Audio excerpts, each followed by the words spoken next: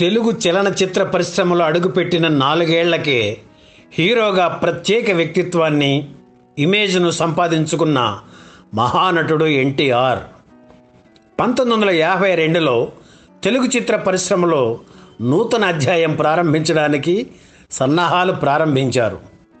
సోదరుడు త్రివిక్రమరావు అన్నకు అండగా నిలిచారు.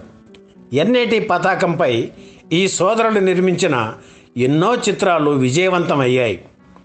ఆ తర్వాత తండ్రి వారసత్వాన్ని అందిపుచ్చుకున్న ఎన్టీఆర్ తనయులు ఆయన ఆశయాలకు, ఆలోచనలకు అద్దం పట్టే ఈ చిత్రాన్ని నిర్మించారు. అదే డ్రైవర్ రాముడు.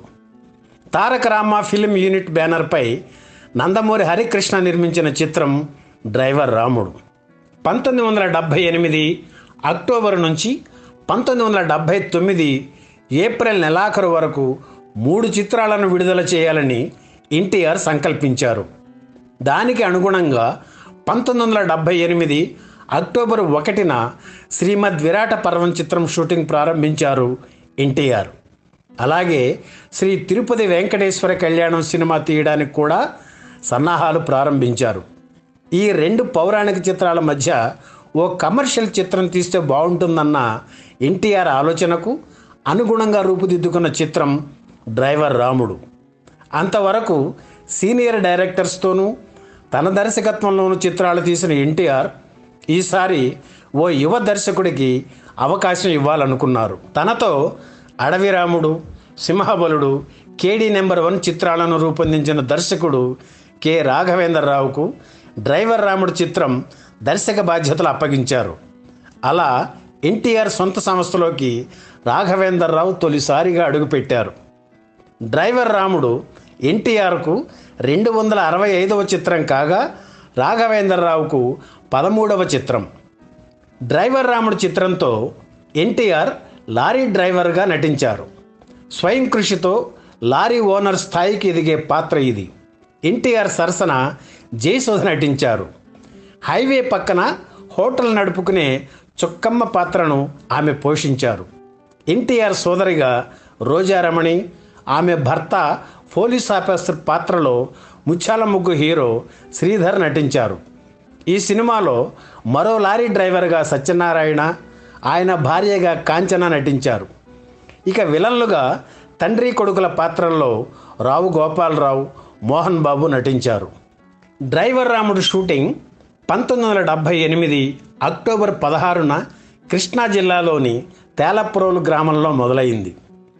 14 వరకు శ్రీమద్ విరాట పర్వం షూటింగ్లో పాల్గొని హైదరాబాదు నుంచి తేలప్రోలు వచ్చి డ్రైవర్ రాముడు షూటింగ్కు అటెండ్ అయ్యారు ఎన్టీఆర్.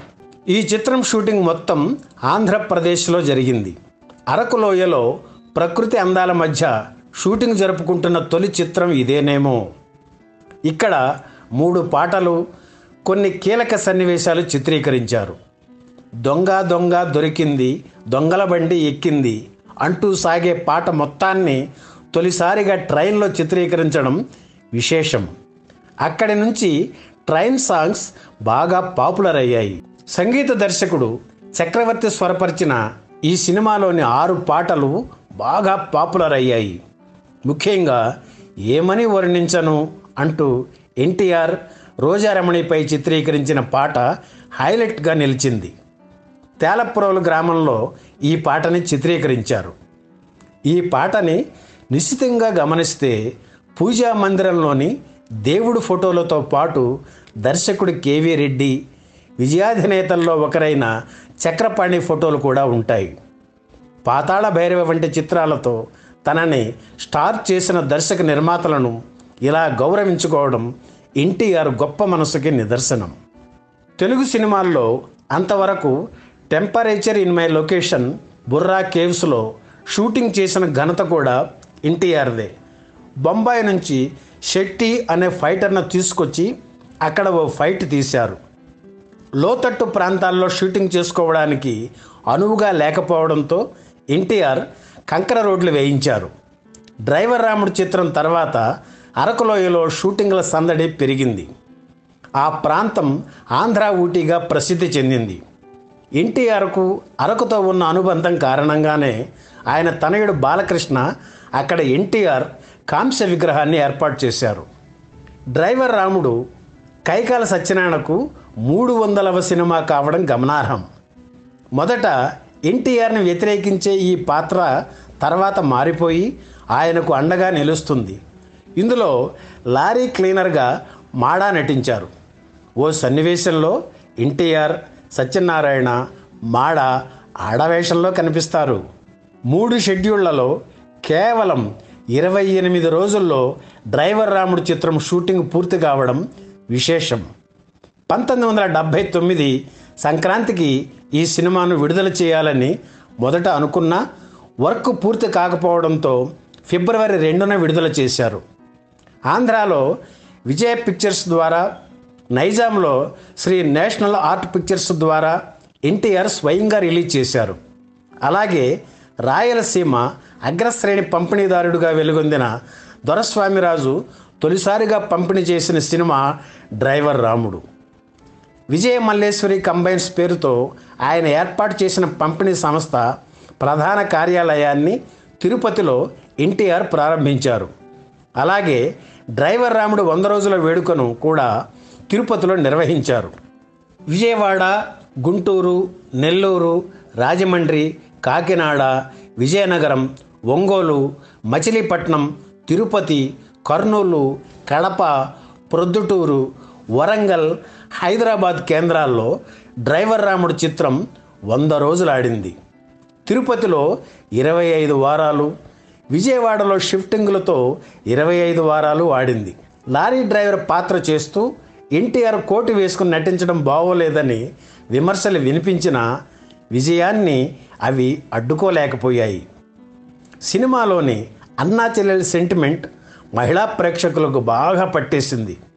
అలాగే జయసుధ సోలో హీరోయిన్గా నటించిన సినిమాల్లో డ్రైవర్ రాముడు ఇప్పటికీ పెద్ద హిట్.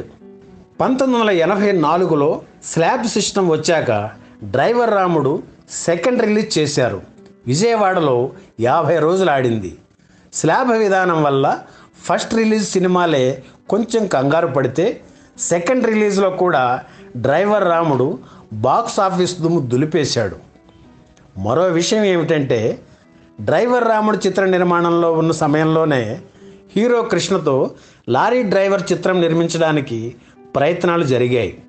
ఎన్టీఆర్తో అడవి రాముడు చిత్రాన్ని తీసిన సత్యచిత్ర అధినేతలు సత్యనారాయణ, సూర్యనారాయణ ఆ ప్రయత్నం చేశారు. రచయిత సత్యమూర్తితో కథ రాయించారు. పాటలు కూడా రికార్డు చేయించారు. కొన్ని రోజులు షూటింగ్ జరిగింది కూడా. అయితే ఇంతలో డ్రైవర్ రాముడు విడుదలై విజయం సాధించడంతో లారీ డ్రైవర్ సినిమాను పక్కన పెట్టేశారు. ఈ వీడియో మీకు నచ్చితే లైక్ చేయండి, షేర్ చేయండి, వెంటనే సబ్స్క్రైబ్ కూడా చేయండి.